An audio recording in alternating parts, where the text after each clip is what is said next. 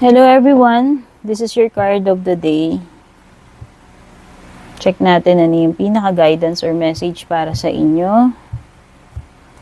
Makukuha natin dito sa ating card of the day. This is a timeless reading, guys. Kung kailan nyo ito mapanood, kung kailan makarating sa inyo, dumaan sa inyo itong reading na to. Yun yung perfect timing na ma-receive nyo yung message na nandito sa reading na to.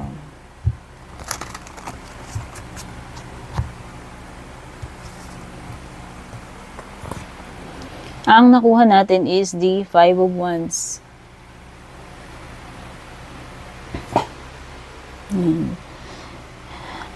It could be na merong conflict na pagdadaanan or currently na pinagdadaanan mo kung nangyayari na ito dito sa iyong present situation, no? So, pwedeng may mga tao, hindi mo nakakasundo dyan sa place na yan, whether sa workplace man yan, sa bahay, or kung saan. Maaaring merong mga nai-insecure sa'yo dito, nakikikumpetensya kasi sila eh. Ayan o. If this is sa love life mo, well, it only means na meron kang kakumpetensya. Whether ikaw yung parang kompetensya para sa person mo o yung person mo yung may mga kakompetensya sa iyo. Okay? So, this is toxicity, drama.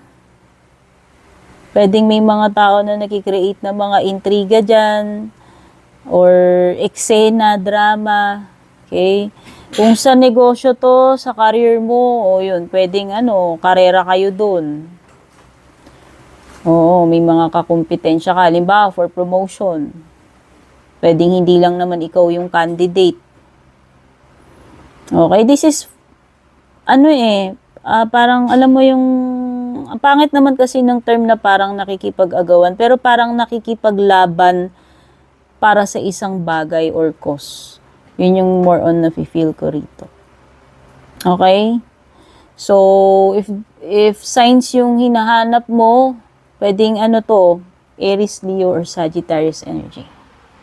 Thank you so much for watching. Don't forget to subscribe, like, follow. Babush!